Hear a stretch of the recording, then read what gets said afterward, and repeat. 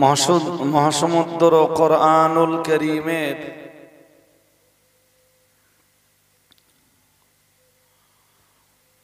28 পারা সূরা তাহরিমের 10 নম্বর আয়াতে পাকটি তেলাওয়াত করেছি।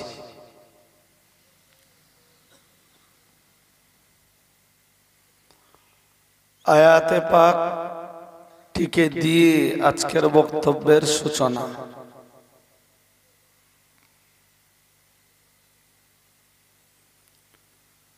আমরা ডিলে না করে সরাসরি আলোচনায় প্রবেশ করি।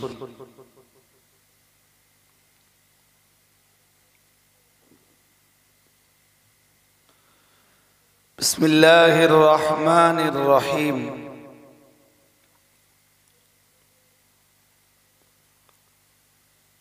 শুরু করছি সেই মহান প্রভুর নামে, সেই আল্লাহর নামে যিনি অসীম দয়ালু অতীব কৃপাবান।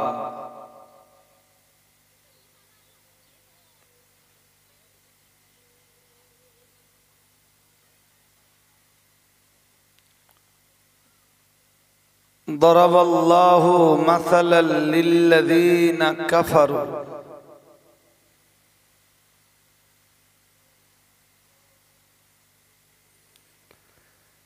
কাফিরদের জন্য আল্লাহ দৃষ্টান্ত পেশ করেছেন, উদাহরণ পেশ করেছেন।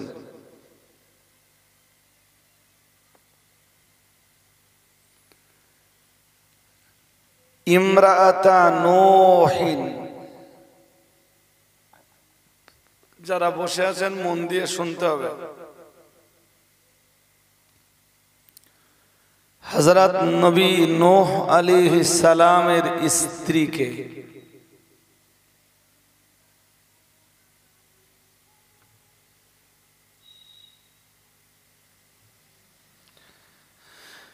তাহলে কাফিরদের জন্য আল্লাহ দৃষ্টান্ত উপস্থাপন করেছেন নূহ নবীর স্ত্রীকে।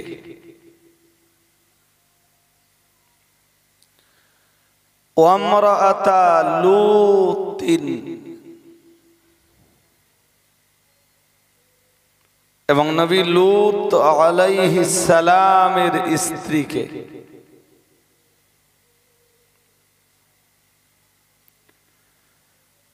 নবী নূহ এবং নবী লূত আলাইহিস সালামের স্ত্রীকে আল্লাহ অবিশ্বাসীদের জন্য দৃষ্টান্ত রূপে উপস্থাপন করেছেন।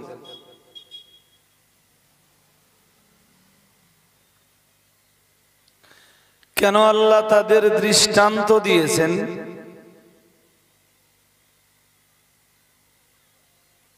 আল্লাহ তার জবাবে বলেন, কানাতা তাহতা আবদাইনি মিন ইবাদিনা,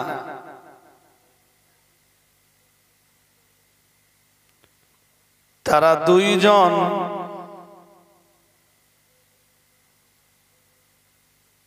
আমার দুই বান্দার অধীনস্থ ছিল।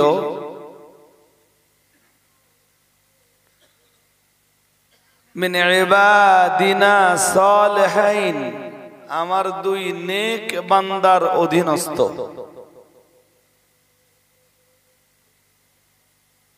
আমি আরেকবার বলছি,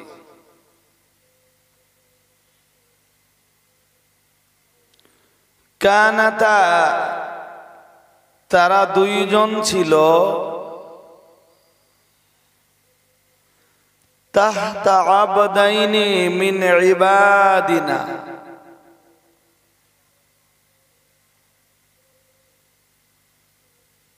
তারা দুইজন ছিল আমার দুই নেক বান্দার অধীনস্থ।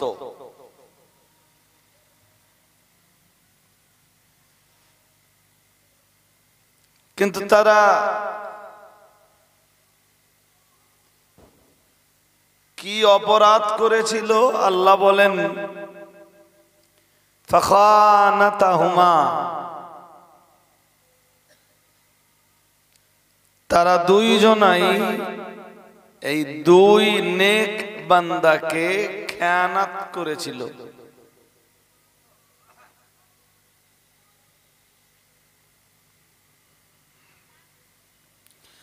ফালাম ইউগনিয়া আনহুমা মিনাল্লাহি শাইআ, আমার এই দুই নেক বান্দা তাদের কোনো উপকার করতে পারবেন না।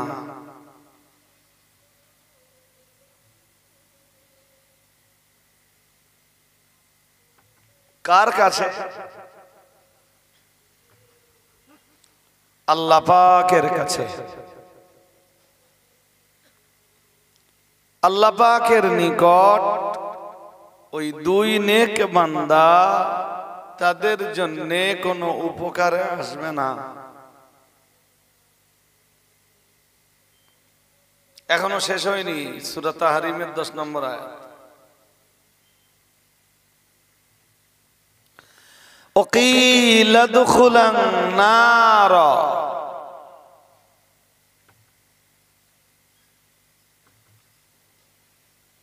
বিচারান্তে তাদের দুইজনকে বলা হবে উদখুলা,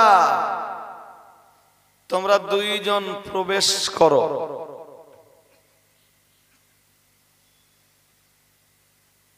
তোমরা দুইজন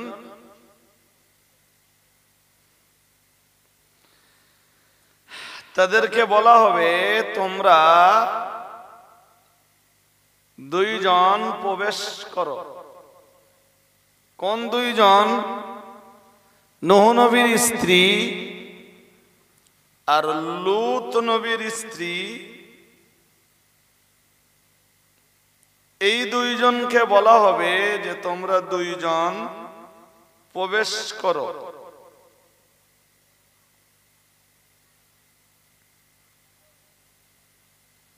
কোথায়? আন-নার, জাহান্নামে।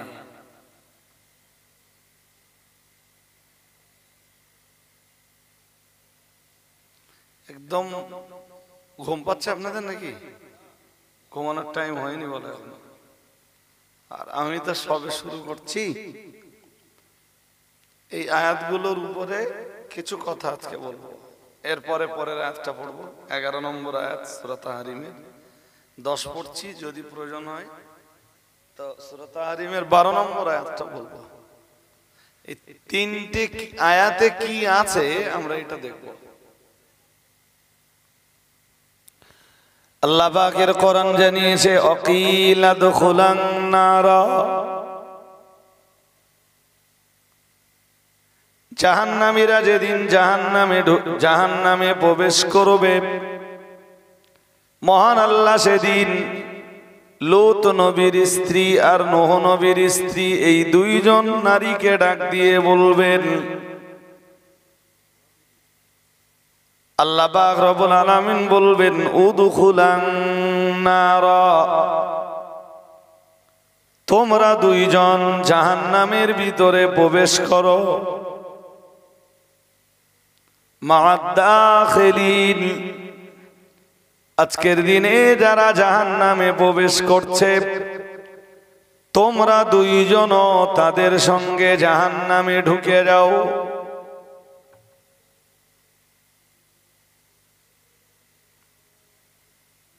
এবারে চলুন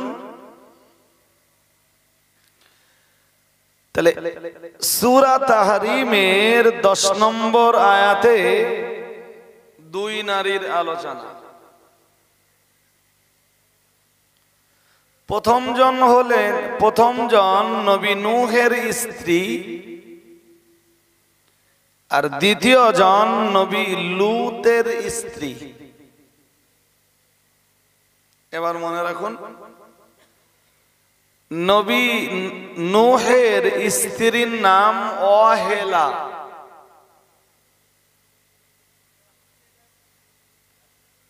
নাম কি?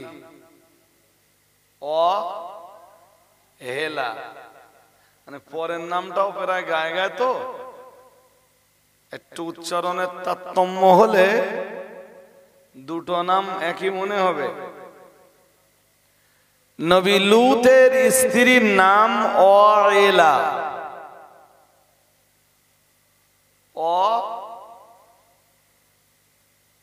বলুন দেখি, অয়েলা। আর নূহ নবীর স্ত্রীর নাম, বেশ আপনারা শিখে গেছেন। ব্যাস একটু যদি প্রত্যেকটা মজলিসে বসে বসে নতুন কিছু শিখতে পারেন তাহলে আমরাও একটু আনন্দ পাই। যে সোনাকোপাতে আধ ঘন্টা হোক 1 ঘন্টা হোক যা সময় দিয়েছিলাম, সেই সময় শ্রোতারা আমার কাছে কিছু পেয়েছে। ইমরাতা নূহি ওয়া ইমরাতা লূত। মহান আল্লাহ তামাম পৃথিবীর অবিশ্বাসীদের জন্য এই দুইজন নারীকে দৃষ্টান্ত রূপে উপস্থাপন করেছেন। যার প্রথমজন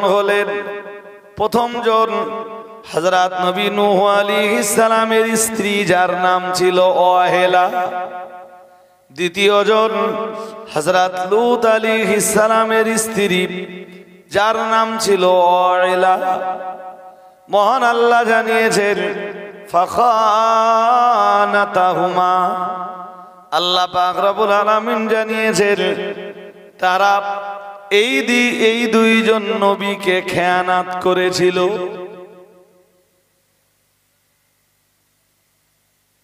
অপরাধ কি বলেন তো দেখি? হ্যাঁ, আমি একবারও বলিনি আমানাতের মাল খেয়ানাত করেছে, বলিনি। বলেছি এই দুইজন নবীকে তারা, আমরা তো সাধারণত খেয়ানাত বলতে আমানাতের মাল খেয়ানাত করাটাই সচরাচর ওইটাই বুঝি, এছাড়া আর কিছু খেয়ানাত বলতে আমরা বুঝি না, তাই তো? ওটাও খেয়ানাত। আপনার কাছে কোনো কিছু আমানত হিসাবে দিলাম আর আপনি সেটাকে খেয়ানাত করে ফেললেন, এটা আপনি সেটা নষ্ট করে ফেললেন, এটা বিরাট বড় ধরনের খেয়ানাত। আমি একটা আয়াত পড়ি এবার, মনে রাখুন। 9 পারা সূরা আনফালের আয়াত নাম্বার 27। কত? 60 না 27? কম পাচ্ছে না তো? আবার একটা আয়াতের জ্ঞান জোগাড় করবেন। কি আছে এই আয়াতে?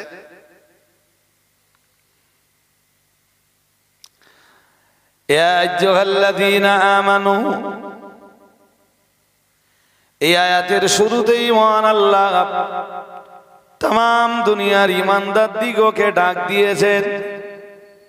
তাম দুনিয়ার ইমানদারদেরকে ডাক দিয়ে আল্লাহ পাক রব্বুল আলামিন জানিয়েছেন লা তাখুনুল্লাহা ওয়ার রাসূলা। মহান আল্লাহ জানিয়েছেন খবরদার খবরদার, তোমরা আল্লাহ এবং তার রাসূলের খেয়ানত করো না।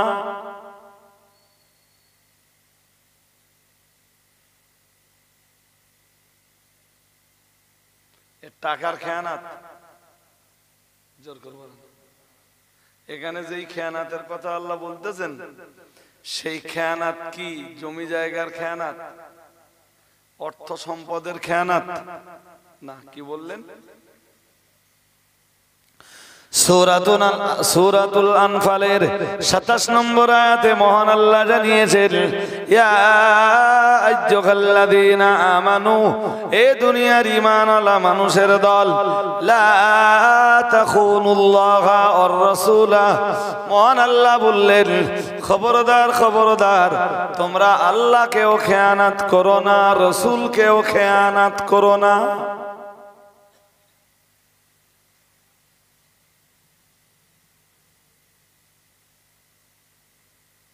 ঠিক এই আয়াতে আল্লাহ ঈমানওয়ালা মানুষদেরকে যে রূপ খেয়ানাত করতে নিষেধ করেছেন,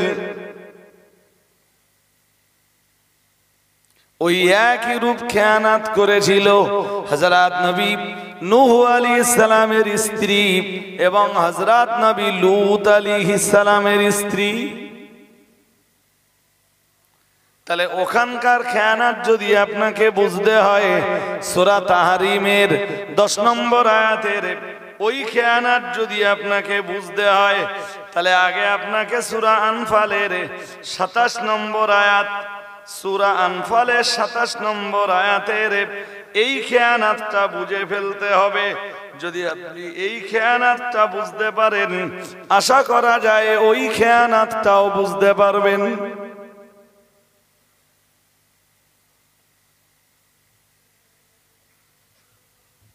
ধৈর্য ধরে শুনতে হবে ভাই। কোরআনের নসিহত শুনতে গেলে, বুঝতে গেলে যেমন ব্রেন দরকার, যিনি তা করবেন ঠিক তেমন ব্রেন দরকার, তেমন ব্রেন দরকার শ্রোতাদের।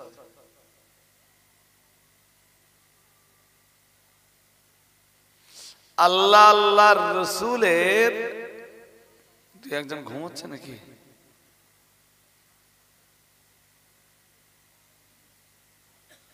একজন আছে, আস্তে আস্তে আস্তে আস্তে আস্তে আস্তে আস্তে ঘুমবে।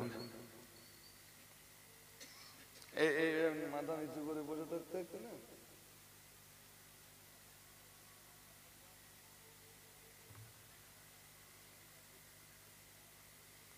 আছে না? নাই?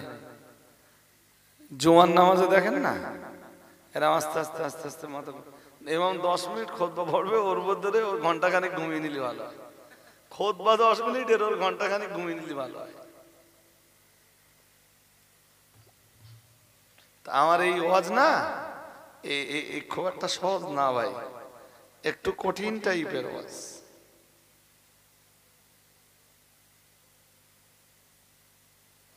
একটু কঠিন টাইপের ওয়াজ। এই ওয়াজ বুঝতে গেলে একটু সময় লাগবে।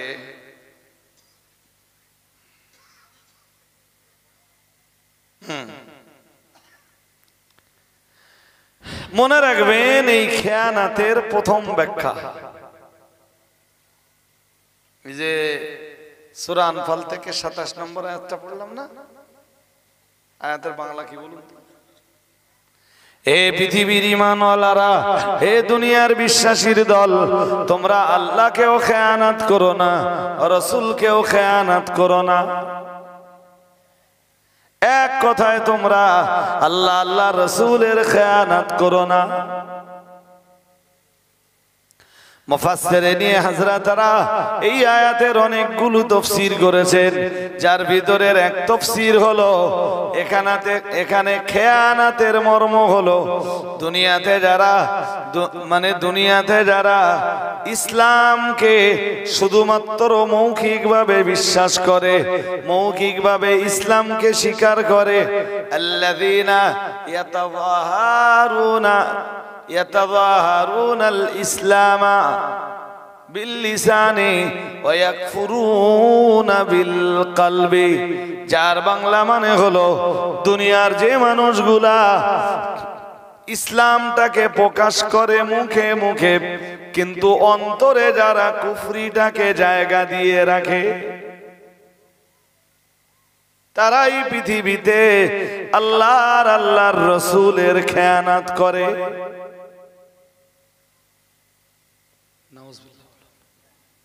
একটু জোর করে বলেন, ইসলাম কোথায়? কথা বলে, খেয়ানাত যারা করে তাদের ইসলাম কোথায়? আবার বলছি, আল্লাযীনা ইয়াযহারুনাল ইসলামা বিল্লিসানি, যারা মুখ দিয়ে শুধু ইসলামকে স্বীকার করে, মুখে মুখে মুখে মুখে বারবার যারা ইসলামের কথা বলে, আর অন্তরে যারা ইসলামের বিরোধিতা করে, তারাই আল্লাহর রাসূলের খেয়ানাতকারী।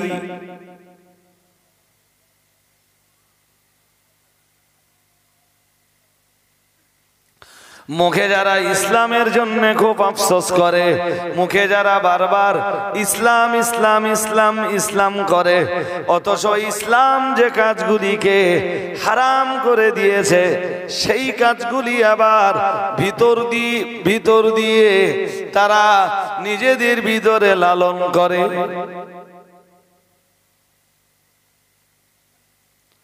মুখে ইসলামের জন্য যারা মানে মুখে মুখে ইসলামের জন্য যারা কাঁদে, আবার ইসলামের নিষেধ করে দেওয়া কাজগুলো যারা নিজেদের ভিতরে লালন পালন করে, তারাই তো আল্লাহর এবং তার রসুলের খেয়ানাতকারী।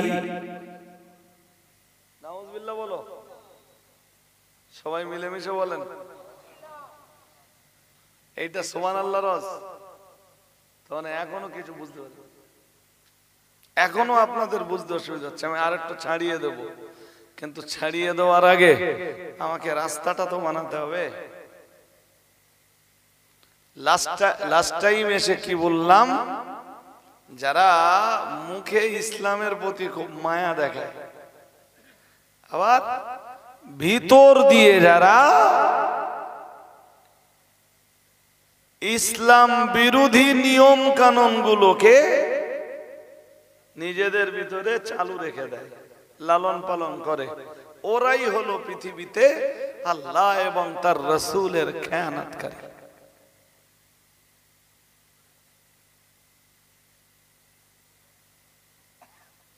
এই ব্যাখ্যা যদি বাস্তব হয়, আল্লাহ রাসূলের খেয়ানতের এই ব্যাখ্যা যদি বাস্তব হয়, তাহলে সবার আগে ধরা খাবে জলসা কমিটির অধিকাংশ সদস্য ইসলামের প্রতি দরদ আছে, দয়া আছে, মায়া আছে, মমতা আছে, ভালোবাসা আছে বলেই তারা জলসা দেয়, আবার ভিতরে ভিতরে ইসলাম বিরোধী কার্যকলাপকে নিজেদের ভিতরে লালন করে। হ্যাঁ না বলবেন তো, আছে না নেই? এতে প্রথম ধরা পড়ে কারা?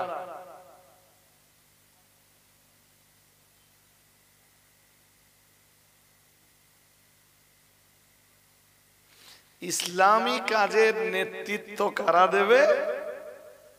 কোরআন ওটা বলে দিয়েছে একদম।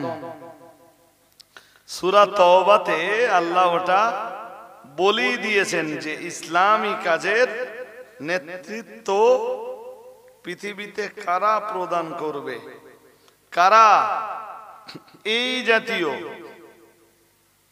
জাতীয় কাজের দায়িত্ব পালন করবে। আল্লাহ বলে দিয়েছেন সূরা তওবা 10 পারা 18 নম্বর আয়াত। মসজিদের দায়িত্ব, মাদ্রাসার দায়িত্ব, কবরস্থানের দায়িত্ব, জলসা জুলুসের দায়িত্ব, গ্রামে একটা দোয়াখানি হবে এর দায়িত্ব কারা পালন করবে? কে বলে দিয়েছে? কথা বলেন, কে বলে দিয়েছে? আর কিছু বলতেছেন? আমি বলছি, দেখেন আল্লাহ বলে দিয়েছেন তো।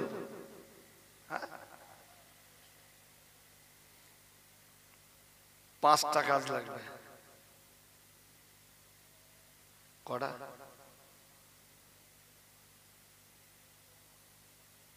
মেলাও। আল্লাহ পাকের কোরআন জানিয়েছে, ইন্নামা ইয়ামুরু মাসাজিদাল্লাহি মান আমানা বিল্লাহি ওয়াল ইয়াউমিল আখিরি ওয়া আকামাস সালাতা ওয়া আতাজ যাকাতা ওয়া লাম ইয়াখশা ইল্লাল্লাহ ফাআসা উলাইকা আইয়াকুনু মিনাল মুহতাদিন। মহান আল্লাহ জানিয়েছেন, ইন্নামা ইয়ামুরু মাসাজিদাল্লাহি, মহান আল্লাহ জানিয়েছেন পৃথিবীর মসজিদগুলোর দায়িত্ব তারাই পালন করবে। আল্লাহ পাক রব্বুল আলামিন জানিয়েছেন, মান আমানা বিল্লাহি, আল্লাহ পাক রব্বুল আলামিন 1 নম্বরে জানিয়েছেন আল্লাহর প্রতি যারা ঈমান এনেছেন। সুবহানাল্লাহ। আর একটু মন খুলে বলেন, কারা দায়িত্ব পালন করবে? একে যারা আল্লাহর প্রতি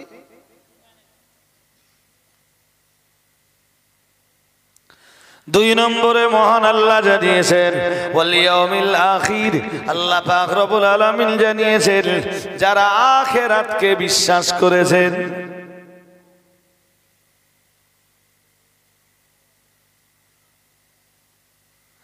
একে যারা ঈমান এনেছেন, দুই নম্বরে যারা আখিরাতকে বিশ্বাস করেছেন, আল্লাহ পাক রব্বুল আলামিন তিন নম্বরে জানিয়েছেন ওয়া আকামাস সালাতা, আল্লাহ পাক রব্বুল আলামিন জানিয়েছেন তিন নম্বরে ঘোষণা দিয়েছেন পৃথিবীতে যারা নামাজ কায়েম করেছেন। কয়টা হলে? প্রথম কি? সবাই বলেন আল্লাহকে বিশ্বাস করা, আল্লাহকে বা আল্লাহর প্রতি ঈমান আনা। দুইয়ে কি? আখিরাতকে বিশ্বাস করা। তিনে কি? হ্যাঁ, তো আল্লাহকে যারা বিশ্বাস করবে, পরকালকে যারা বিশ্বাস করবে, এবার সালাত আদায় করা তাদের জন্য সহজ হয়ে যাবে। ও সালাত আর নষ্ট হবে না, যে আল্লাহ বিশ্বাস করলো, আখিরাত আছে এইটা বিশ্বাস করলো, জান্নাত আছে বিশ্বাস করলো, জাহান্নাম আছে বিশ্বাস করলো, হাসরের মাঠে আল্লাহর আদালতে মানে প্রত্যেকের বিচার হবে, এটাও যে মানুষটা বিশ্বাস করলো, ও আর নামাজ কেমনে নষ্ট করবে? বাধ্য হয়ে নামাজ পড়বে। শুধু নামাজ পড়বে না, প্রতিষ্ঠা করবে, নামাজের আন্দোলন করবে। নামাজের জন্য আন্দোলন করবে, নামাজ প্রতিষ্ঠিত হোক। ইন্নামা ইয়ামুরু মাসাজিদাল্লাহ, মহান আল্লাহ জানিয়েছেন পৃথিবীতে মসজিদগুলোর নেতৃত্ব তারাই দেবে মান আমানা বিল্লাহি, এক নম্বরে যারা ঈমান এনেছেন। মহান আল্লাহ আবার জানিয়েছেন, আল্লাহ পাক আবার ঘোষণা দিয়েছেন ওয়াল ইয়াউমিল আখির, আল্লাহ পাক রব্বুল আলামিন আবার জানিয়েছেন পরকালকে যারা বিশ্বাস করেছে। আল্লাহ পাক আবার জানিয়েছেন ওয়া আকামাস সালাতা, নামাজ প্রতিষ্ঠা যারা করেছেন, নিজেরা সালাত আদায় করেছেন, এবং দেশের মাটিতে যারা সালাত প্রতিষ্ঠার আন্দোলন চালিয়েছেন, আল্লাহ পাক রব্বুল আলামিন জানিয়েছেন চার নম্বরে ঘোষণা দিয়েছেন ওয়া আতাস যাকাতা, আল্লাহ পাক রব্বুল আলামিন জানিয়েছেন সম্পদ থাকলে যারা যাকাত প্রদান করেছেন, আল্লাহ পাক রব্বুল আলামিন পাঁচ নম্বরে জানিয়েছেন ওয়ালাম ইয়াখশা ইল্লাল্লাহ, মহান আল্লাহ জানিয়েছেন ওয়ালাম ইয়াখশা ইল্লাল্লাহ, আল্লাহ পাক রব্বুল আলামিন জানিয়েছেন আর যারা আল্লাহ ছাড়া আর কাউকেই ভয় পায় না। এই পাঁচটা গুণ যাদের ভিতরে রয়েছে, এক নম্বরে আল্লাহ বিশ্বাস, দুই নম্বরে পরকাল বিশ্বাস, তিন নম্বরে নিজেদের ভিতরে সালাত এবং বাইরে সালাতের আন্দোলন, সবাইকে নিয়ে কি করে সালাত কায়েম করা যায় এই আন্দোলন যারাই করেছেন। চার নম্বরে যারা যাকাত দিয়েছেন, পাঁচ নম্বরে যারা আল্লাহকে ছাড়া আর কাউকেই ভয় পায় না, দুনিয়ার মানুষের সমালোচনা পর্যালোচনার ভয় পায় না, দুনিয়ার মানুষকে কি বললো কিছুই পরোয়া করে না। মহান আল্লাহ জানিয়েছেন এই পাঁচটা গুণ যাদের ভিতরে রয়েছে, ওরাই তো পৃথিবীর মসজিদগুলোর নেতৃত্ব দেবে। আর এটাও মনে রাখুন, যারা পৃথিবীর মসজিদগুলোর নেতৃত্ব দান করার যোগ্য, ওরাই পৃথিবীর মাদ্রাসাগুলো নেতৃত্ব দানের যোগ্য, ওরাই পৃথিবীতে ধর্মীয় মজলিস আর ধর্মীয় মাহফিল গুলোর নেতৃত্ব দানের যোগ্য, ওরাই ঈদগাহগুলোর নেতৃত্ব দানের যোগ্য, ওরাই পৃথিবীর কবরস্থান গুলোকে নেতৃত্ব দানের যোগ্য। শুধু মসজিদ না, ধর্মীয় যত কাজ আছে এই নেতৃত্ব তারাই দেবে ওই পাঁচটা গুণ যাদের। পাঁচ নম্বর গুণটা কি বলেন দিন দেখি, কেরাম মনে রেখেছেন? কাল যদি জিজ্ঞেস করে লোকে যে রজব আলী সাহেব কি অর্থ করে গেল, তা আপনারা মাথা চুল করবেন, সে তো হবে না, বলতে হবে তো যে মসজিদের নেতৃত্ব তারাই দেবে, বলুন। এটা 5 নম্বর, যারা আল্লাহ ছাড়া কাউকে, এক্সিলেন্ট।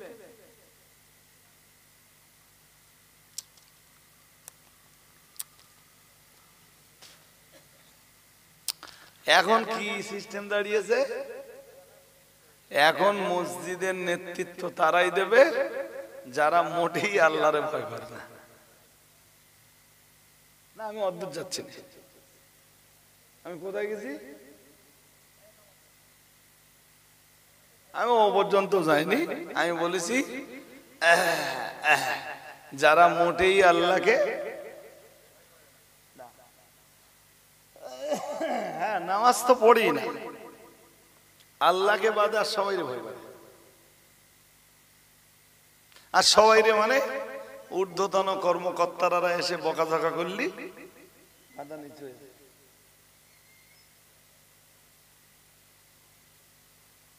দলীয় উপরস্থ কর্মকর্তারা এসে হিসাব চাইলে মাথা, তোমাদের জন্য না সব শেষ হয়ে গেল, তখন আর কিচ্ছু বলে না মাথা। মানে আল্লাহকে ছাড়া সবাইকে ভয় করে। এরা আজকে জাতির ধর্মীয় নেতৃত্বের প্রথম সারিতে।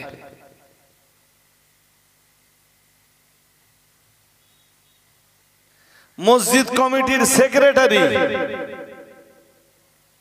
কোনো নামাজ নেই,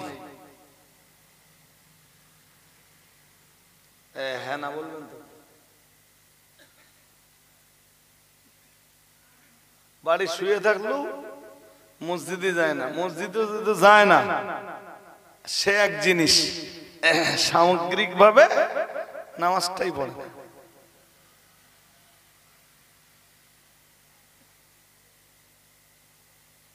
মাঝে মাঝে মদ খাবার গল্প শোনা যায়,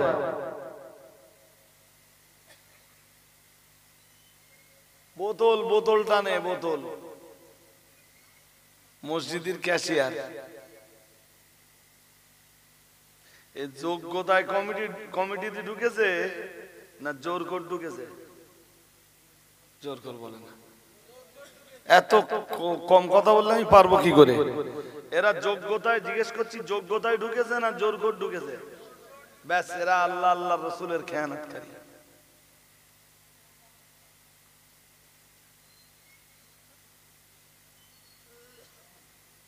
আপনারাই বলতেছেন জোর করে ঢুকেছে, তাই হচ্ছে ভাই, জোর করেই সব।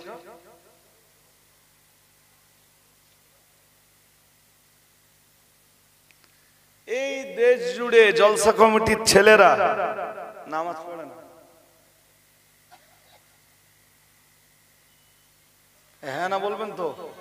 আছে, এরা এরা কমিটির সদস্য হয়েছে যোগ্যতায় না জোর করে? জানো, জোরজার জোরজার, হ্যালো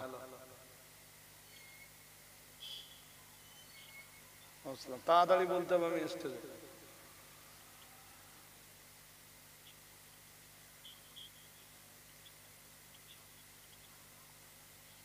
আরে ভাই, তো তালাকের মশলা, তালাকের ফতোয়া ফোনে হয়? কালকে আসেন, এসে কথা বলে। এখন রাত 11টার সময় তালাকের মশলা নেই।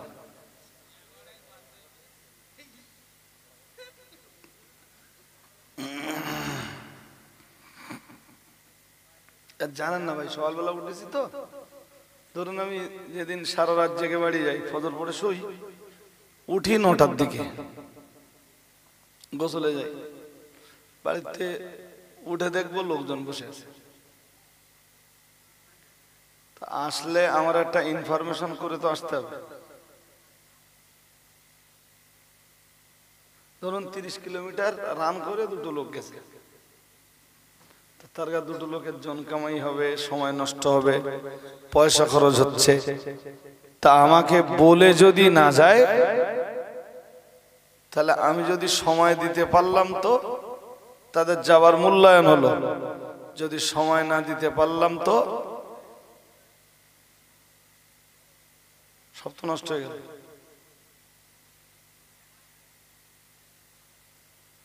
দু এক সময় আমি ওর উল্টো করে বলি, হ্যালো ভাই, আমার সময়ের না দাম থাকতে পারে, তোমার কাছে তো সময়ের একটা দাম আছে, তাই আমার না বলে এসো, যদি আমার না পেতে দেখি তবু বিবেকের দরজাটা যদি খোলে। আমি উল্টো করে বলি যে আমার প্রায় সময়ের দাম নেই ভাই, তোমার কাছে একটা সময়ের দাম আছে, তোমরা যে উইদাউট ইনফরমেশনে এলে, আমাকে না পেলে তোমাদের তো ফিরে যেতে হতো, বেকার হয়ে যেত না, তোমার সময়ের দাম নেই। সেদিন একটা লোক দেখে সকালবেলা বসে আছে, আমি বললাম ভাই আমি এখন ওই এক কাপ চা দিলাম, এক গ্লাস পানি, কটা বিস্কুট, আলাম চা খান, বিস্কুট খান, আমার স্কুল টাইম, পরীক্ষা হচ্ছে, চলে যাচ্ছি, কথা বলার জন্য পরে এসে কথা বলবেন। না হুজুর একটুখানি বললে হবে না ভাই, আপনি আমার বলে আসেননি যে আমি এই সময় যাচ্ছি, আর আমার এখন কাজ আছে। তা কি করবো, এসে পড়েছে লোকটা, তাও ডায়েরিটা বার করলো, হুজুর ওই পৌষ মাসের 5 তারিখে হবে, ডায়েরি খুলে দেখলাম খালি নেই। তা তখন বলছে হুজুর তাহলে যে তারিখে হয় সেই তারিখে দেন। আরে ভাই এখন আর হবে না, যেটুকু এ পর্যন্ত করেছি আপনার প্রতি আমার দয়া। ঠিক স্কুলে যখন পৌঁছেছি তখন 5 মিনিট লেট। একটা তো মোটামুটি মাপা সময় নিয়ে সবসময় আমাদের চলতে হয়।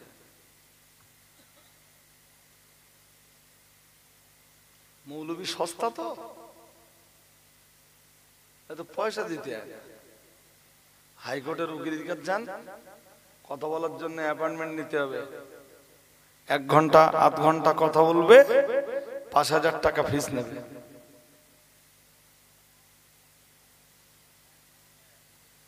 না নেবে না, এমনি আলোচনা করবেন তাতেও ফিস দিতে হবে। তা ওরা যদি ভারতীয় সংবিধানের লয়ার হয়, দেশের মুফতি যারা, তারা সব ইসলামিক লয়ার। হ্যাঁ না বলবেন তো, ইসলামিক লয়ার তো, তো ইসলামিক লয়ারদের সাথে ফতোয়া নিয়ে আলোচনা করতে গেলেও কি দিতে হবে, ফিজ না দেখ অন্তত ফতোয়াটা এসে তো জিজ্ঞেস করবে।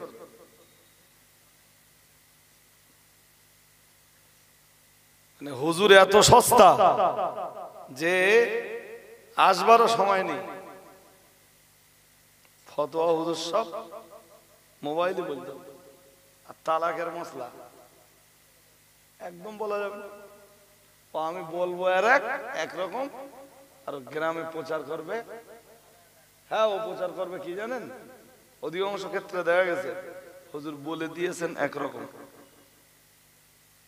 গ্রামে প্রচার হচ্ছে। মুফতি সাহেব তাই বহু ক্ষেত্রে ফতোয়া দেওয়ার পরে যে কবিতে ফতোয়া দিয়েছে, কবির একটা জেরক্স করে নিয়ে ফাইলে রেখে দেয়।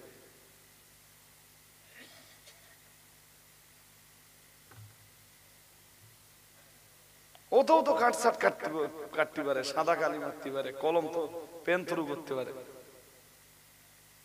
পারে না পারে না? হ্যাঁ, তাহলে পরে বিপদ পড়বে। বলে দেব একরকম, প্রচার করবে একরকম, যারা শুনবে, যারা শুনছে তারা শুনবে আর একরকম, শুনে আবার ওরা প্রচার করবে আর একরকম। লাস্টে দেখা যাবে যে শেষমেশ জনগণের কাছে মুফতি সাহেব বলেছেন একরকম, ফতোয়া দিয়েছেন একরকম, আর প্রচার হচ্ছে।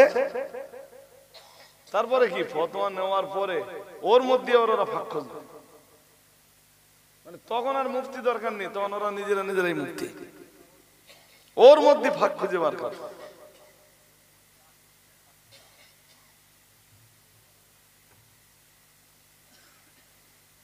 যাক, তাহলে আপনারা এই পর্যন্ত কি বুঝলেন? টোটাল ধর্মীয় কাজে নেতৃত্ব দেবে 5টা গুণ সম্পন্ন মানুষেরা। কটা? ঈমান, আখিরাত বিশ্বাস, সালাত, যাকাত, আল্লাহ ছাড়া আর কারোর ভয় তাদের কলিজায় থাকবে না। এই 5টা গুণ যাদের ভিতরে আছে তারাই ধর্মের কাজের নেতা হবে। সুবহানাল্লাহ। কোরআনের পর কি বলেছে জানেন? আল্লাহ পাকের কোরআনের সূরা তাওবার 18 পারা মহান আল্লাহ জানিয়েছেন, ফাউলাইকা আসা আইয়াকুনু মিনাল মুহতাদিন। মহান আল্লাহ জানিয়েছেন ওরাই তো রয়েছে হেদায়েতের উপরে, ওরাই তো পৃথিবীতে হেদায়েত প্রাপ্ত। এই 5টা গুণ যারা জোগাড় করতে পেরেছেন মহান আল্লাহ জানিয়েছেন তারাই তো রয়েছে হেদায়েতের পথে। আরেকটু মন খুলে বলেন। আজকে মসজিদের নেতৃত্বে, ঈদগার নেতৃত্বে, মাদ্রাসার নেতৃত্বে, জলসা কমিটির মানে জলসা কমিটির সদস্য হওয়ার ক্ষেত্রে বা জলসাগুলো নেতৃত্ব দানের ক্ষেত্রে কন্ডিশন সেম সেম। কোন জায়গায় এই 5টা গুণ সম্পন্ন মানুষ বলবেন তো কম মানে নেই? কম মানে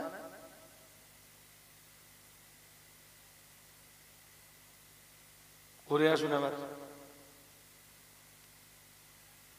এই 5টা গুণ মেলাবো। মসজিদে তবু 2-1 লোক থাকে কমিটিতে, তা তার মেন পদের দিকে আনা হয় না সদস্য। কি বানানো হয়? কারণ গরিব মানুষ। আর যে কটা ধনী লোক নির্বাচিত হয়েছিল সেই ধনীগুলো কেউ সেক্রেটারি, কেউ সহ সেক্রেটারি, কেউ ক্যাশিয়ার, এভেলেবেল চলছে। আর গরিবটারে লাস্টে দেশে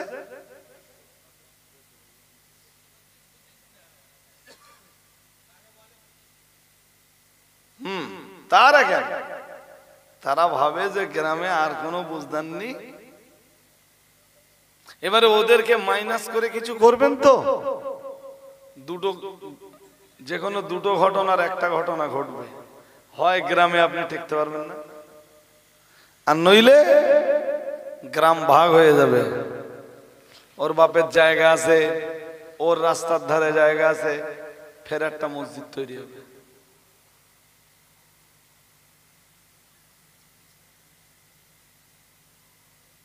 হয় আপনি টিকতে পারবেন না গ্রামে, আর না হয় যদি টিকে থাকতে পারেন অন্যায়ের বিরুদ্ধে প্রতিবাদ করে, তাহলে জানবেন সানি মসজিদ হওয়ার আশঙ্কা খুব প্রবল। গ্রাম গেল ভাগে। অথচ মসজিদ কারা দায়িত্ব পালন করবে আল্লাহ স্পষ্ট করে বলে দিয়েছেন।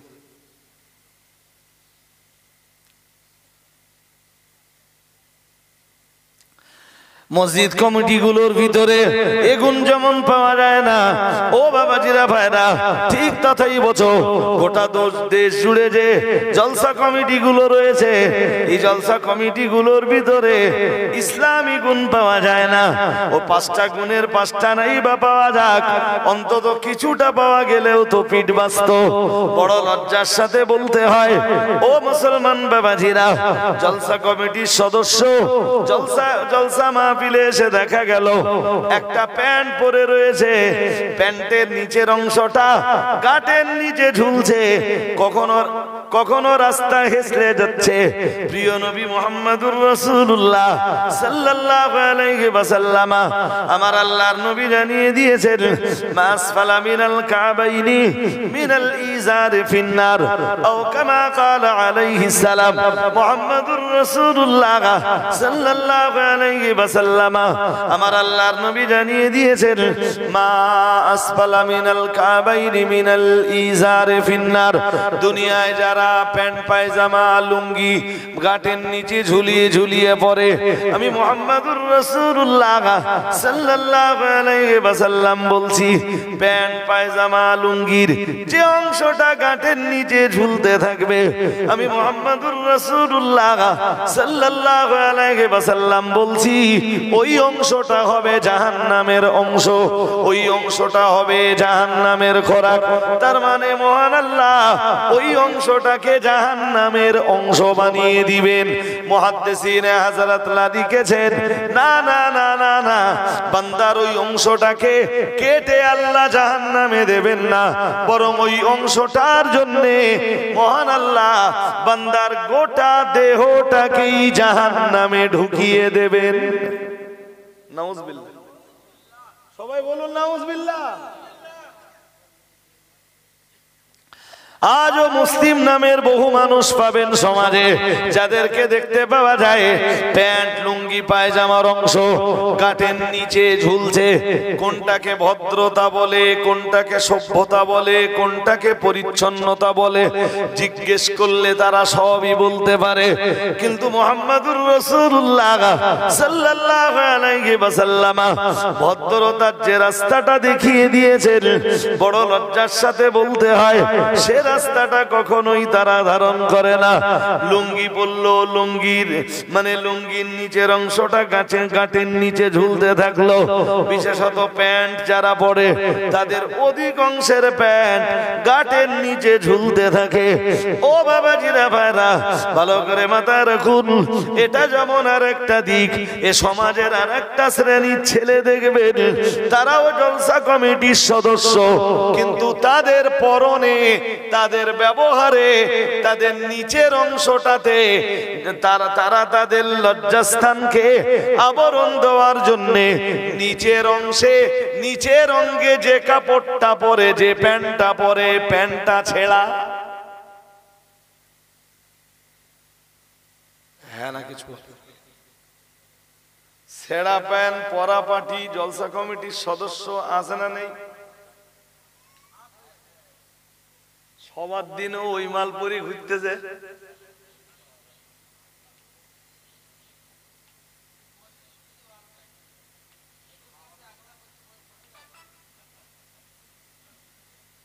আপনারা এখনো বুঝতে পারেননি ও ছেঁড়া কেন না হ্যাঁ তো আপনারা বুঝবেন না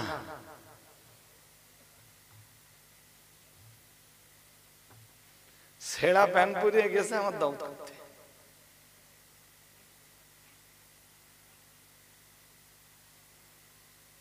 যে বসলে তা ভাই বাড়ি গেলি তো বসতে দিতে হবে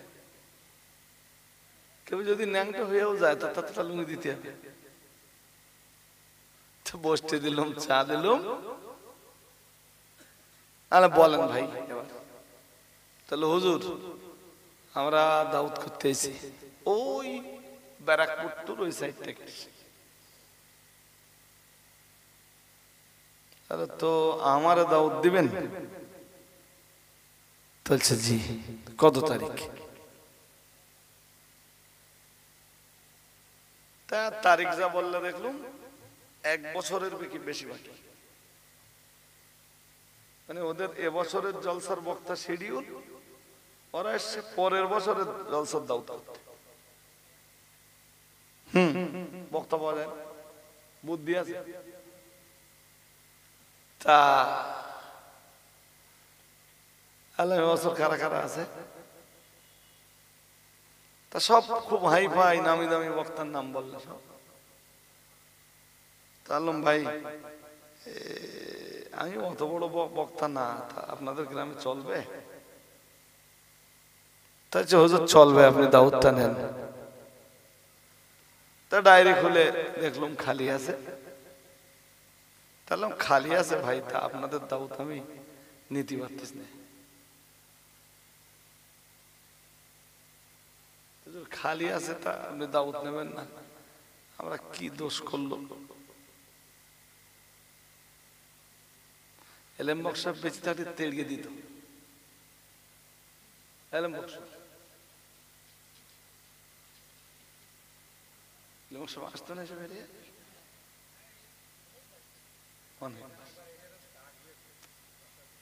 তাই যাক,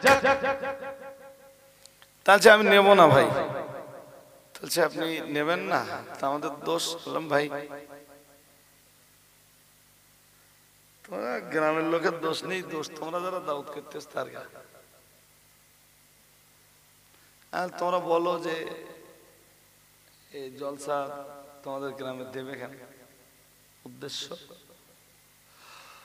তো বলছি যাতে গ্রামের বেহেদায়েত ওয়ালা লোকগুলো হেদায়েত হয়। বাহ, উদ্দেশ্য তো খুব ভালো।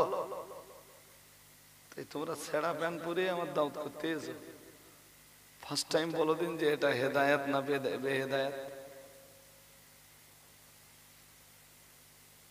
তো হুজুর বেহেদায়েত, তোমরা জলসার আয়োজন করবা, আয়োজক মন্ডলী যদি বেহেদায়াত হয়, তাহলে এই বেহেদায়াত ওয়ালা আয়োজক মন্ডলীর কাছে পাখিরা হেদায়েত হবে কেন?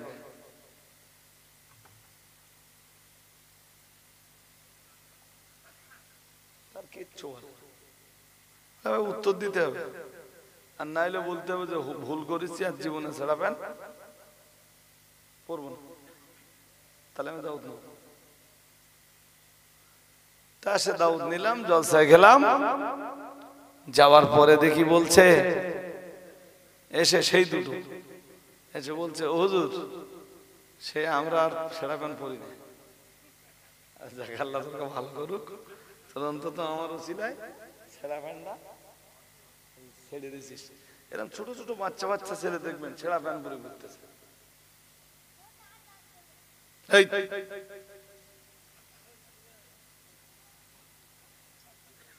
যা তুই চলে যাবি না কেন?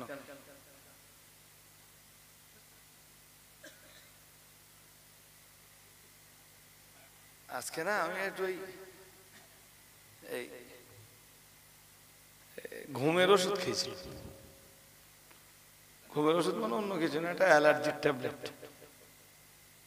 অ্যালার্জির ট্যাবলেটে খেলে ঘুম লাগে 1-1.5 ঘন্টা 2 ঘন্টা পর, খুব ঘুম পাচ্ছে। একটা চা আমাকে দেখেন না, গরম লিকার চা, অন্য কিছু না, সত্যি বিরাট ঘুম পাচ্ছে ভীষণ। না এমনি যে ঘুমিয়ে অত করছি তা না, কখনো কখনো এর চেয়ে বেশি ঘুম স্টেজে লাগে, তখন শরীর হেভি ক্লান্ত থাকে, কথা বলতে পারি না। জি আজকে এদের মতো ছেলেরা, এই তোর আব্বা তুলে বাড়ি নিয়ে যাচ্ছি, জি কেডা ডাকতে, তো দাদি না তো,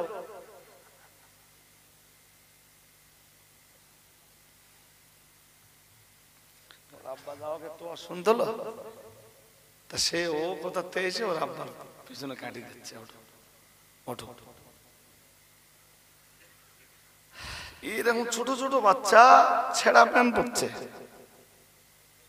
আপনি একটা ছোট্ট জিনিস বলুন তো ভাইরা,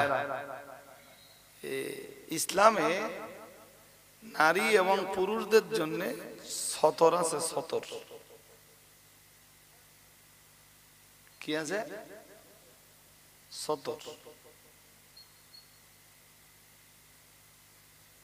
পুরুষের জন্য একটা সতর আছে, মেয়েদের জন্য একটা সতর আছে। মেয়েদের জন্য সতর হলো, মেয়েদের সতর গোটা দেহটাই সতর। আমার দিকে মন দেন, মেয়েদের সতর গোটা দেহটাই সতর। পুরুষদের সতর নাভি থেকে নিয়ে হাঁটু পর্যন্ত।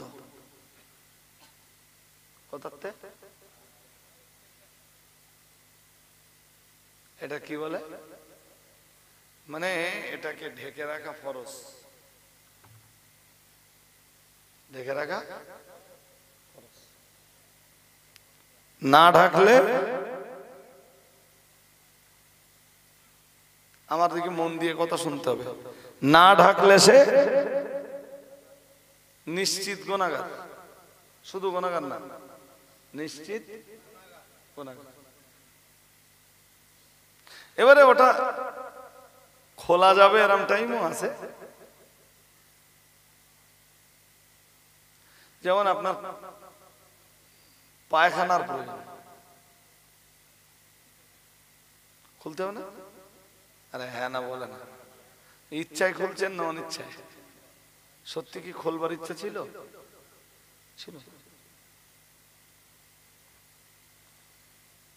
এমনকি লুঙ্গি দিয়ে যদি পেশাবের সময় সতর ঢেকে রাখা যায় সেটা ভালো, চেষ্টা করলে হয়তো পারবে। আল্লাহ পাকের নবী একদিন হযরত মামার রাদিয়াল্লাহু তাআলা আনহুর বাড়ির পাশ দিয়ে যাচ্ছিলেন। ও বাবাজিরা ভাইরা, হাদিস বিবরণ দিয়েছে ওয়াফাখিদাহু মাকশুফাতান। আল্লাহ পাকের নবী দেখলেন হযরত মামারের উরু দুটো খোলা রয়েছে, তার মানে উরুর উপরে কাপড় উঠে গেছে। প্রিয় নবী মুহাম্মদুর রাসূলুল্লাহ সাল্লাল্লাহু আলাইহি ওয়াসাল্লাম, আল্লাহ পাকের নবী বললেন ফাকালান নবী সাল্লাল্লাহু আলাইহি ওয়াসাল্লাম ইয়া মা'মারু কাত্তি ফাকিদাইক আও কামা ক্বালা আলাইহিস সালাম। আমার আল্লাহর নবী জানিয়ে দিয়েছেন, আমার আল্লাহর হাবিব সঙ্গে সঙ্গে হযরত মামারকে ডেকে বললেন, ও আমার সাহাবী মামার, আমি মুহাম্মদুর রাসূলুল্লাহ সাল্লাল্লাহু আলাইহি ওয়াসাল্লাম বলছি, কাত্তি ফাকিদাইক, তুমি তোমার রান দুটোকে ঢেকে নাও।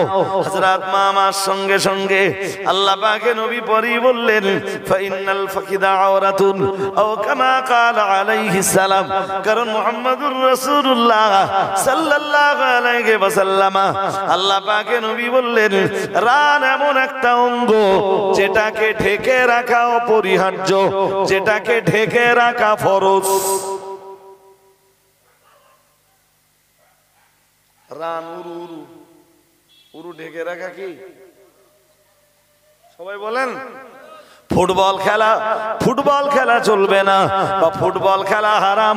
ও ভাইরা আমার মনে রাখুন, ফুটবল হারাম হওয়ার পিছনে যতগুলো কারণ রয়েছে, এটা হলো তার ভিতরের এক কারণ।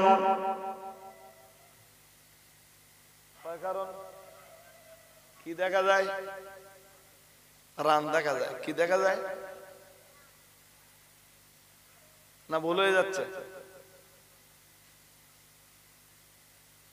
এই জন্য গত কাতার বিশ্বকাপে সময়ে বাংলাদেশের বহু আলেম ফতোয়া দিয়েছিল যে শর্ত সাপেক্ষে ফুটবল খেলা জায়েজ। বাংলাদেশের বহু আলেমের মুখে শোনা গিয়েছিল যে শর্ত সাপেক্ষে ফুটবল খেলা,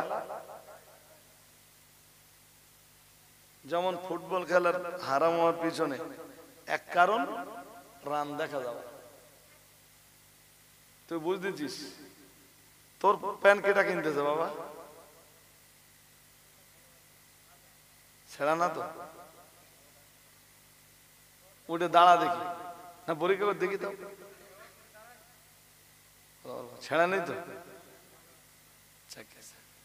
মানে সেই যে জায়গাগুলো ছেড়া থাকে ওইগুলো নকশা করতেছে আর কি। কোন বাচ্চাকে কখনো ছেঁড়া প্যান্ট বলুন? কালকে দেখি একটা সবাই এসে বসেছিলাম, বাচ্চা, এমনি বাচ্চা কাচ্চা তো আর বসে না এখন, ওর এখন প্রেস্টিজ অনেক বড়। বাচ্চা কাচ্চার প্রেস্টিজ এখন দুই একটা মাল যা আসে এসে দেখে যায় যে কেরম হচ্ছে। আজকে দক্ষিণ বরিনি উঠেছি, তা ধরুন এর চেয়ে লোকজন বেশি হয়েছে দিনের বেলা, যদিও এর চেয়ে লোকজন বেশি হয়েছে। তা বাচ্চা কাচ্চা তো মোটে মজলিসই নেই, হঠাৎ দেখে মেয়েরা মজ করতেছে আর এরকম সাইড দিয়ে স্টেজের পেছন দিক দিয়ে তিনটে চারটে মাল এসে এরকম করে দেখতেছে। খালি এমনি বাচ্চা কাচ্চা বসে নাই, মালগুলো দেখতেই কি হচ্ছে এখান থেকে এসে। আমি আপনাদেরকে নিষেধ করব, নিজেরা আসলে এই ছেঁড়া প্যান্টের বিরুদ্ধে বক্তব্য রাখছি তো ভাই, যে মালগুলো পরে ছেঁড়া প্যান্ট সেসব মাল কি এখানে আছে? দুই একটা মাল হয়তো আছে এখানে। কেউ আসো নাকি এখানে?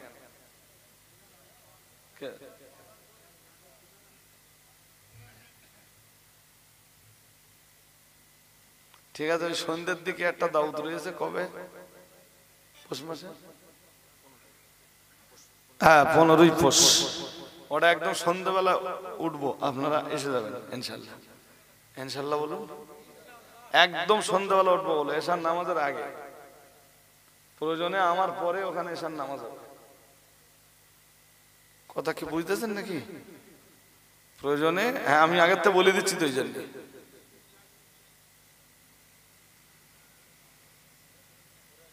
আমি এইসব যাদের জন্য করছি সেসব রুহু একটা এখানে। হাজিরিনে মজলিস, মনে রাখুন, প্রিয় নবী মুহাম্মদুর রাসূলুল্লাহ সাল্লাল্লাহু আলাইহি ওয়াসাল্লাম, আমার আল্লাহর নবী কোন একদিন হযরত আলীকে ডাক দিয়ে বললেন, ও আমার সাহাবী আলী, মনে রাখো, লা তানদুর ইলা ফাখিদি হাইয়ু ওয়ালা মাইয়িতিন, আও কামা ক্বালা আলাইহিস সালাম। দয়ার নবী মুহাম্মদুর রাসূলুল্লাহ সাল্লাল্লাহু আলাইহি ওয়াসাল্লাম, আমার আল্লাহর নবী জানিয়ে দিয়েছেন, আমার আল্লাহর হাবিব জানিয়ে দিয়েছেন, ও আমার সাহাবী আলী, খবরদার খবরদার, তুমি কোন জিন্দা মানুষের রানের দিকে তাকিও না, জিন্দা মানুষের উরুর দিকে তাকাবে না। পরি মুহাম্মদুর রাসূলুল্লাহ সাল্লাল্লাহু আলাইহি ওয়াসাল্লাম, নবী আমার আবার বললেন, ওয়ালা মাইয়িতিন, না না না না না, কোন মরা মানুষের উরুর দিকেও তুমি তাকাতে পারবে না। ফতোয়া কে দিচ্ছেন? কথা কয় না। ফতোয়া বিশ্ব নবী নিজে দিচ্ছেন। কি ফতোয়া দিচ্ছেন? জিন্দা লোক তো বহু দূরের কথা, মরা মানুষের উরুর দিকেও। এই জন্য যারা গোসল টোসল দেবে খুব সাবধানে।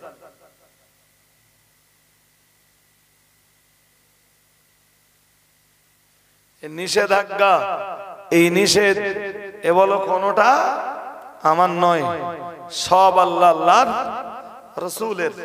ভাই, এরপরে যদি আমার কাছে আপনি আরো কথা শোনেন, তাহলে আমি বলবো সূরা আরাফের 8 পারা, সূরা আরাফের 26 নম্বর আয়াতে আল্লাহ বলেন,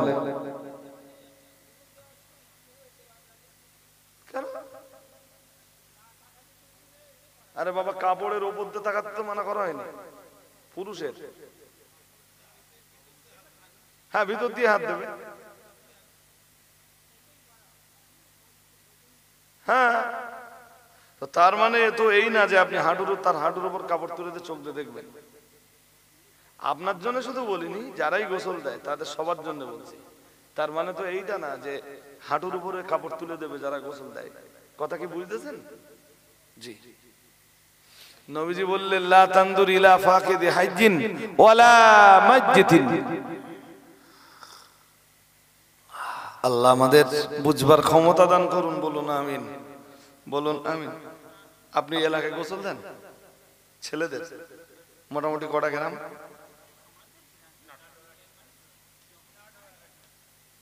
আর আপনাদের আমতায় কে দেয়? প্রত্যেক গ্রামে আছে? সিস্টেম ভালো তো। আমার এলাকায় কি জানেন তো, প্রায় একটা অঞ্চল জুড়ে একজন কি দুজন লোক। হ্যাঁ, দাউদ করতে হবে তো, ভয় লাগে নাকি? আমার সঙ্গে যে ছেলেটা থাকে হালকা করে, হ্যাঁ, ওরে তো আমি জোর করে দেই গোসল দেওয়া শেখাইছি। আর তুই গোসল দেওয়াটা শেখ, প্রচুর সওয়াব। এই সওয়াব নিবি না কেন? আর তুই মাইজ্জতকে গোসল দিলি, তোর ভিতরে আল্লাহর ভয় জাগবে। ঠিক কিনা বলে না? আমি বলি, একটা বুড়ো লোক যদি গোসল দেওয়া শেখে, আমি বলছি না যে তুই অনেকদিন বাঁচবি, হায়াত মউত আল্লাহর হাতে, কিন্তু 50 বছরে যদি একটা লোক মাইয়তকে গোসল দেওয়া শুরু করে, যদি 65-তে মরে যায়, তাহলে সে গোসল দেবে কতদিন? 15 বছর। আর তুই যদি এই 17 বছর 18 বছর বয়সে গোসল দেওয়া শিখিস, আর আল্লাহ যদি তোরে 65 বছর হায়াত দেয়, তুই মানুষকে গোসল দিবি কত বছর? কম বেশি 50 বছর, কম বেশি, হ্যাঁ হ্যাঁ 47 48 বছর তুই মানুষকে গোসল দিবি, যদি আল্লাহ তোরেও আবার এরকম 65 বছর পর্যন্ত হায়াত দেয়। এই জন্য কি মসজিদে বুড়োদের চাইতে যুবকরা বেশি যাবে কেন? একটা বয়স্ক মানুষ যদি মুসল্লি হয়, ও 5 বছর নামাজ পড়ার পরে কি হবে? কবর ওরে ডেকে নেবে। কিন্তু একটা ইয়াং যদি মুসল্লি হয়, আর আল্লাহ যদি ওরও 70 বছর হায়াত দেয়, ও মুসল্লি থাকবে এক মসজিদের 50 বছর। সুবহানাল্লাহ হয় না? আর একটু মন খুলে বলো। এই জন্য সব জায়গায় কি লাগবে? যুবক। কি লাগবে? যুবক। আপনাদের এখানকার সিস্টেম আলহামদুলিল্লাহ শুনে খুব খুশি হলাম। ভালো যে প্রত্যেক গ্রামে অন্তত। মোহিত ভাই আপনি দেন না এসব? ভয় লাগে? না না, আপনার যেটা জিজ্ঞেস করেছে ভয় লাগে? দেন না, ভয়টাই লাগে না তো? না, অনেকে হয়তো ভাবে যে কে জানি রাত্রি শুলি আমার আবার ধরে কিনে এসে তুই আমার গোসল দিলি কেন?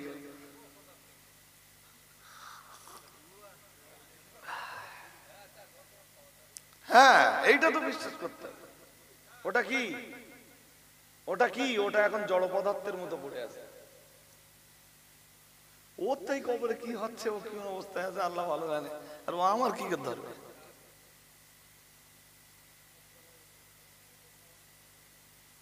অনেক সময় বিষ খেলে গলায় দড়ি পড়ে মরলে সারা গ্রামের লোক রাত্রি করে যদি ধরে, ও তাই কবরের কি হচ্ছে তার ঠিক নেই, তুমি মরির ভয় করতেছ।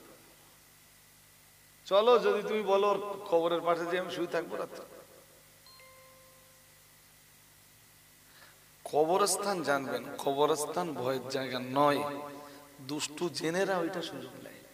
ওই যে বিরাট সাদা কাপড় পরে দাঁড়িয়ে আছে, দুধ সাদা, পাঁচিলির ওপরে, হাত 30 লম্বা,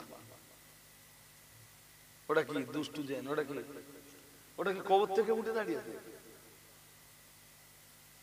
এবারে এই ধরনের একটা কুচিত ধরলে, এবার ঝাড়ফুঁক করতে আসলি, সে বলতেছে এই সে আমি বিষ খেয়ে মরে গেলাম, আমি অমুক। পুরো মিথ্যে কথা, পুরো চিটিং বাজি। ও মরিকে ভূত হচ্ছে না? আর কিছু মুসলমান এখনো তাদেরও বিশ্বাস আছে যে মানুষ এই যারা বিষ টিস খায় এদের কবরে আর জায়গা হয় না, এরা গাছে গাছে ঘুরে বেড়ায়। এটা ইসলামিক বিশ্বাস না ভাই।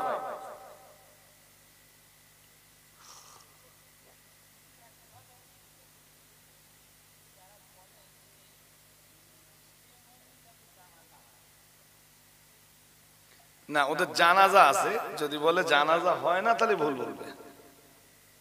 ওদের আগে বুঝতে হবে যারা বিষ খায়, গলায় দড়ি পরে মারা যায়, রেলে গলা দিয়ে মারা যায়, বা এক কথায় আত্মহত্যা করে, ওদেরকে বলে মুরতাকিবে কবিরা। কি বলে? কথা বলে না, মুরতাকিবে কবিরা। ওরা কবিরা গুনাহ করা অবস্থায় মরে যায়। যে গলায় দড়ি পরা, ওটা কি? গুনাহ কবিরা। গুনাহ কবিরা, নিশ্চিত গুনাহ কবিরা করা অবস্থায় মরে গেছে। এখন দেখেন, আমার জীবনটা আসলে আমার না, এটা আমার দেহের কাছে আমানত দিয়েছেন কে? তাই আমি আমার জীবনটাকে নিজের ইচ্ছায় কখনো বার করে দিতে পারি না। এই জন্য আত্মহত্যা করার অধিকার আমার, যেমন মার্ডার করার অধিকার নেই। আমি আপনাকে মেরে দেবো, অধিকার আছে আমার? নেই। অনুরূপ ভাবে আমার জীবনটাকে আমি নষ্ট করে দেব, এই অধিকারটাও আল্লাহ আমাকে দেয় নাই। এরপরেও কেউ আত্মহত্যা করলো, তখন শরীয়তের ফতোয়া হলো যে তার জানাজা পড়তে হবে। কিন্তু সমাজের অনুসৃত কোনো ব্যক্তি, অনুসৃত বলেন যাকে অনুসরণ করা হয়, সমাজের কোন মুক্তাদা, আপনারা যারা ইমামের পিছনে নামাজ পড়েন আপনাদেরকে বলে মুক্তাদি। কি বলে? মুক্তাদি। আর যিনি নামাজ পড়াচ্ছেন তাকে বলে মুক্তাদা। কি বলে? আপনি তাকে অনুসরণ করেছেন। সমাজে অনুসরণ করা হয় এই রকম কোন ব্যক্তি সমাজের প্রতিষ্ঠিত কোনো ব্যক্তি তার জানাজার ইমামতি করবে না।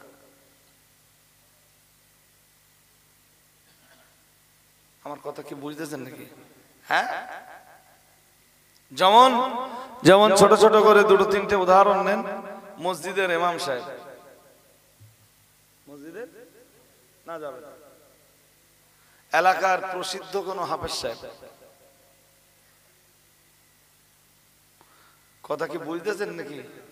এরা তার জানাজা নামাজ পড়াতে পারবে না। মোটামুটি ওই নরমাল জাতের একটা লোককে, সাধারণ মানুষদের ভিতর থেকে মোটামুটি যে জানে বোঝে ভালো, ওদের ভিতর থেকে একজনকে ইমাম বানিয়ে দেওয়া লাগবে। আমার কথা শুনছেন? হ্যাঁ, এটা সমাজের জন্য ধমকি যে এই যত মানুষ হাজির হয়েছে এই মরাবাড়ি, সবার জন্য ধমকি যে তোমরাও যদি কেউ আত্মহত্যা করে মারা যাও, তোমাদেরও কন্ডিশন কি। আমি বোঝাতে পেরেছি নাকি? কিন্তু এবার বলেন যে জানাজা পড়া যাবে না আর সমাজের অনুসৃত কোনো ব্যক্তি তার জানাজার ইমামতি করবে না, দুইটা কথা এক হলো?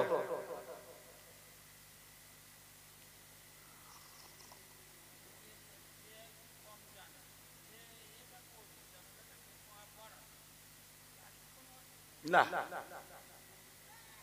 অসুবিধা থাকলে তাহলে জানাজার হুকুম দিত। এবার যদি বলেন ওদের জন্য দোয়া সাবরেসানি, হ্যাঁ করা যাবে, কিন্তু নিবেন কতটা আল্লাহ সেটা তিনি জানেন। কথা কি বুঝেছেন নাকি? হাদিস শরীফে আসতেছে যে রাসূল পাকের জামানায় এক আত্মঘাতী লাশ নিয়ে আসা হলো, রাসূলুল্লাহ তার জানাজা না পড়ে পিছিয়ে এলেন। শুনছেন? ওখান থেকে বলো ওই ফতোয়া তৈরি হয়ে যায় যে সমাজের অনুসৃত কোনো ব্যক্তি তার জানাজা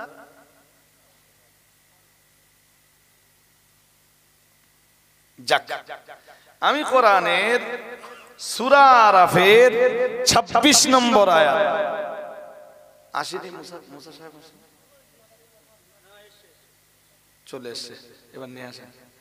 আমি কোরআনুল কারীমের 8 পারা সূরা আরাফের 26 নম্বর আয়াতটা পড়ছিলাম, এখনো পড়িনি, পড়বো। আল্লাহ বলেন ইয়া বানি আদামা কদ আনজাল্লা, আল্লাহ পাক রব্বুল আলামিন জানিয়েছেন ইয়া বানি আদম, হে আদমের সন্তানরা।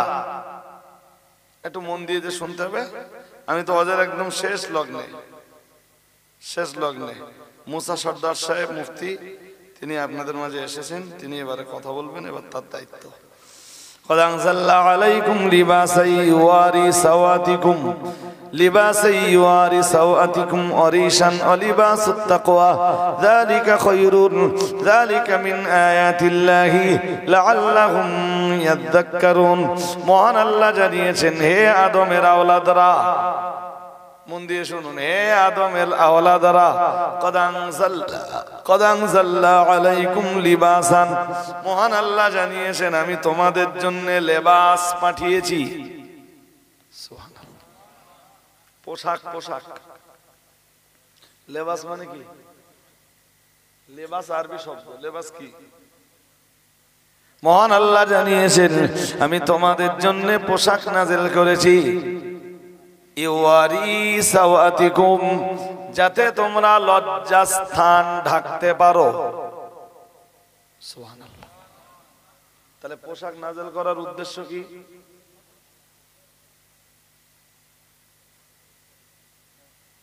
আবার বলুন, পোশাক নাযিল করার উদ্দেশ্য কি?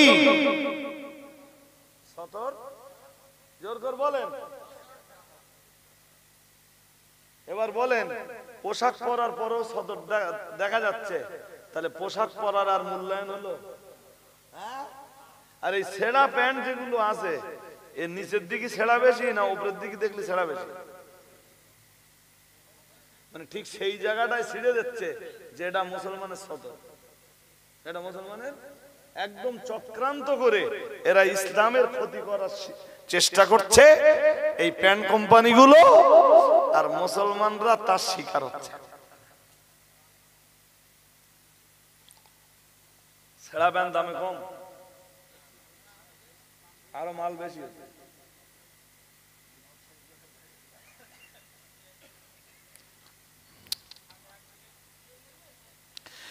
হাজিরিন মজলিস মনে রাখুন, আজ আমি আর লম্বা করব না, সময় আমার আর হয়ে উঠবে না। মহান আল্লাহ জানিয়েছেন তাহলে মসজিদের নেতৃত্ব তারাই দেবে যাদের ভিতরে 5টা গুণ রয়েছে, আর ওই 5টা গুণ যারাই জোগাড় করেছে ওরাই ধর্মীয় কাজের নেতৃত্ব দেবে। ও বাবাজিরা ভাইরা, ওরাই গ্রাম্য জলসার নেতৃত্ব দেবে, ওরাই গ্রাম্য ঈদগার নেতৃত্ব দেবে, ওরাই গ্রামের মক্তবের নেতৃত্ব দেবে। ওই 5টা গুণ সম্পন্ন মানুষ ওরাই জলসা জুলুসের নেতৃত্ব দেবে। কিন্তু এই 5টা গুণ নেই যাদের, ওরা যদি জোর করে কমিটিতে ঢুকে যায় তখন ওরাই তো আল্লাহর রসুলের আমানাতের খেয়ানাত করলো। ও ভাইরা আমার মনে রাখুন, আপনাদের মনে আছে কিনা জানি না, মহান আল্লাহ 2জন নারীর দৃষ্টান্ত দিয়েছেন কোরআনুল কারীমের 28 পারা সূরা তাহরিমের 10 নম্বর আয়াতে। আল্লাহ পাক রব্বুল আলামিন একজন নারীর ব্যাপারে বলেছেন ইমরাতা নূহিন। আল্লাহ পাক জানিয়ে দিয়েছেন একজন হলেন নূহ নবীর স্ত্রী আর একজন হলেন ইমরাতা লূত। মহান আল্লাহ বললেন লূত নবীর স্ত্রী, একজন হযরত নূহ আলাইহিস সালামের স্ত্রী আর একজন হযরত লূত আলাইহিস সালামের স্ত্রী। মহান আল্লাহ জানিয়েছেন ফাখানাতাহুমা, কিন্তু এই 2জন নারী ওই 2জন রাসূলের খেয়ানাত করেছিল। শুনছেন না? শুনছেন না? মন আছে? হয়ে গেছে তোমার? এই 2জন নারী ওই 2 রাসূলের কি করেছিল? ওই 2জন নবীর কি করেছিল? খেয়ানাত করেছিল। মুখস্থ করুন এবার। নবী নূহের স্ত্রীর খেয়ানাত ছিল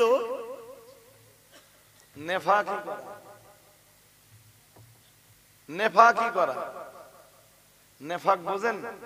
যেটা আপনারা বললে বুঝবেন, মুনাফিক। কি করা মানে মুখে ইসলাম স্বীকার করা আর অন্তরে ইসলামের। এটা ছিল নূহ আলাইহিস সালামের স্ত্রীর খেয়ানাত। অন্যদিকে হযরত নবী লূত আলাইহিস সালামের বিবির খেয়ানাত ছিল। হযরত নবী লূত আলাইহিস সালামের বিবি যখন লূত আলাইহিস সালামের দরবারে কোনো মেহমান আসতো, পাড়ার ছেলেদেরকে যে বলে দিয়ে আসতো। মানে লূত আলাইহিস সালামের উম্মতরা ছিল সমকামিতে অভ্যস্ত, মানে পুরুষে পুরুষে যৌন মিলন। আর লূত নবীর বাড়িতে তো দেশ বিদেশ থেকে লোক আসতো, তো যখন আসতো লূত নবীর স্ত্রী টুক করে ভিতরের দিকে দরজা খুলে পাড়ায় যেই বলে আসতো, খুব সুন্দর সুদর্শন সুদর্শন 5টা 7টা ছেলে আমাদের বাড়ি আজকে এসছে, তোমরা যদি চাহিদা মেটাতে চাও তো তোমরা ওদের কাছে চলে যাও। এইটা ছিল লূত নবীর স্ত্রীর খেয়ানাত। আল্লাহ পাকের কোরআন জানিয়েছে ফাখানাতাহুমা ফালাম ইগনিয়া আনহুমা মিনাল্লাহি শাইআ। মহান আল্লাহ জানিয়েছেন, আল্লাহ পাক ঘোষণা দিয়েছেন না না না না না, ওই 2জন নবী, ওই 2জন নারী, ওই 2জন মহিলা তাম জীবন তারা আমার 2জন নবীর সংসার করেছে, আমার 2জন নবীর জন্য রান্না বান্না করেছে, আমার 2জন নবীর জন্য নাস্তা বানিয়ে দিয়েছে, আমার 2জন নবীর জন্য বিছানা বিছিয়ে দিয়েছে। মশারি টানানোর প্রয়োজন হলে ওই 2জন নবীর মশারিটা নিয়ে দিয়েছে। ও ভাইরা আমার মনে রাখুন, ওই 2জন নবীর জন্ম দেওয়া সন্তানগুলিকে তারা তাদের গর্ভে ধারণ করেছে। কিন্তু এত কিছু করার পরেও মহান আল্লাহ জানিয়েছেন ফালাম ইগনিয়া আনহুমা মিনাল্লাহি শাইআ। কিয়ামতের দিন আমার 2জন নবী তাদের 2 স্ত্রীকে কোনো উপকার করতে পারবেন না, শুধু খেয়ানাত করার কারণে। কথা কি বুঝতেছেন নাকি? হ্যাঁ, আমার 2জন নবী তো কোনো উপকারে আসবেন না, পরন্ত মহান আল্লাহ আবার বললেন আকিলা দুখুলান নারা মা'আদ দাখিলিন। এবার বলেন দিন, এই পীরের বাড়ির বউ, হুজুরির বাড়ির বউ যদি খেয়ানাত করে নবীর ঘরের বউ খেয়ানাত করে রেহাই পাচ্ছে না, হুজুরির ঘরের বউ খেয়ানাত করে রেহাই পাবে? জোর করে বলে না। পীরের বাড়ির বৌমা যদি টিকটক ভিডিও বানায়,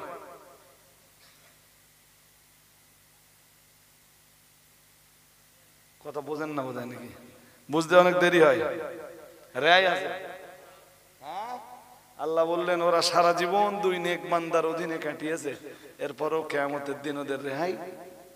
আল্লাহ পাক আরো জানিয়েছেন ওয়াকিলা দুখুলান নারা মা'আদ দাখিলিন, সেদিন যারা জাহান্নামে যাবে আমি আল্লাহ আমার নবী লূতের স্ত্রী আর আমার নবী নূহের স্ত্রীকে ডাক দিয়ে বলবো আজকে জাহান্নামীদের সঙ্গে তোমরাও জাহান্নামের ভিতরে ঢুকে যাও। নাউজুবিল্লাহ বলুন। সূরা তাহরিমের 11 আর 12 নম্বর আয়াতে আরো দুইজন নারীর বর্ণনা আছে। আগের দুইজন নারী এরা খারাপ, আর সূরা তাহরিমের শেষ দুই আয়াতে যে দুই নারীর বর্ণনা আছে তারা বিশ্বের শ্রেষ্ঠ নারী। একটু মন খুলে বলুন কি কি নাম বলেন দিন। নূহ নবী আর লূত নবীর স্ত্রীদের